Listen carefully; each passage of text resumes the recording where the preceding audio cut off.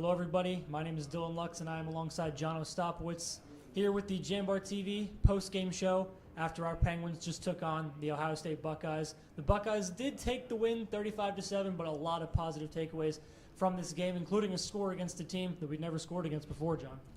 Yeah, and like you said earlier in the broadcast, only 6 points to our name before this point, and adding 7, that is really good. 13 now all time. So when you're playing a team like Ohio State, who is 5th nationally and will probably, rise up the rankings, you got to feel good about that. And we went into the press conference, talked to Coach Phillips and Mitch Davison as well, and they were talking that they were coming in here, they were trying to win this game. This was a big one for them. They didn't come away with this win, but they treated it like every other game. They knew the odds were not in their favor, but they went ahead and they tried to do what they do best, and that is go out there and win a game, and they're looking forward to that home game against RMU. And Dylan, can you kind of preview that game against RMU and talk about what the team has to do in order to come off of this loss and get back into that win column?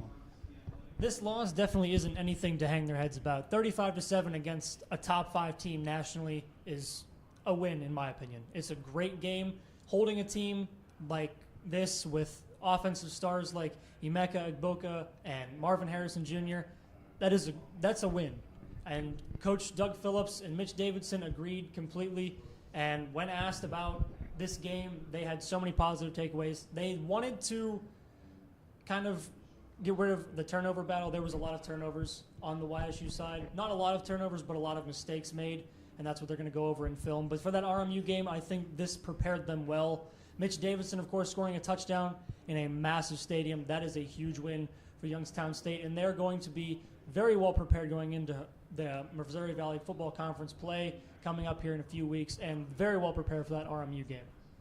Yeah, and another thing as well, really what was the deciding factor is the rushing game. They really couldn't get anything going. Although they do have 99 yards, it's not really that fourth, rushing attack in the country that we've seen against Valparaiso. And coming in here, in Ohio State, holding the Penguins to only 99 yards and 12 first downs, that's not bad, but you want to go against RMU and you want to get a lot more than you got here tonight. And it's just going against RMU is going to be a challenge, just a little bit, not as much as this game was, but when you have a team like RMU who does like to score a lot, you look at their past games, they do like to score points in the trenches with a lot of pass. So if that defense can really lock up on the passing game, then they should have no problem against RMU.